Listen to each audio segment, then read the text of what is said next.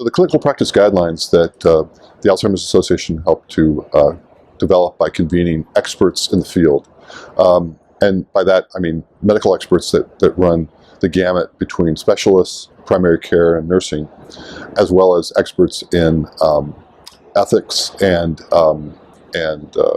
payers, really have been instrumental in developing the guidelines for diagnosis of people with Alzheimer's or related dementias. And we know there's a huge need. Far too often, people are not being diagnosed or they're being misdiagnosed.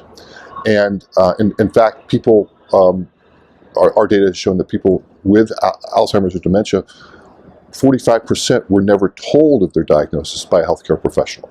So there's a huge need, and we also know that people who are diagnosed with Alzheimer's and dementia often never see a specialist.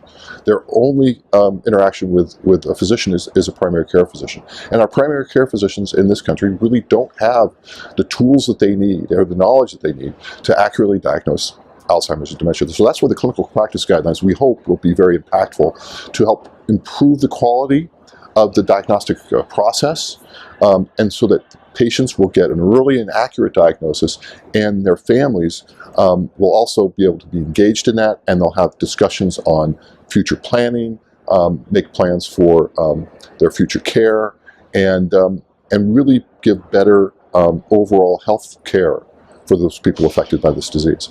We have seen guidelines from specialist organizations. For example, the American Academy of Neurology had guidelines, but those were really for the neurology community.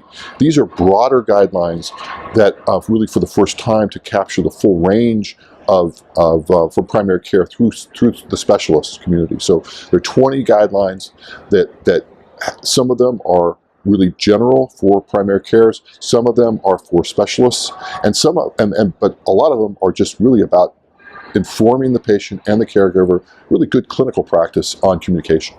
I think one of the overriding philosophies of this is when a patient or a caregiver, care partner, or even the physician themselves have concerns, whether those concerns are about cognition or about changes in mood or behavior, that those changes are taken seriously. Far too often, people are turned away. They're said, oh, that's normal aging, don't worry about it, come back in 6 months, we'll see how you're doing. These guidelines say no, take those concerns seriously and do an evaluation. So I think that philosophy is the overriding philosophy. The other one is that the family, the care partner, the informant, whoever that is, needs to be part of the process all the way through. That the patient, as they go through the diagnostic process, they need to be clearly informed, but so do their care partner. It needs to be a collaborative process.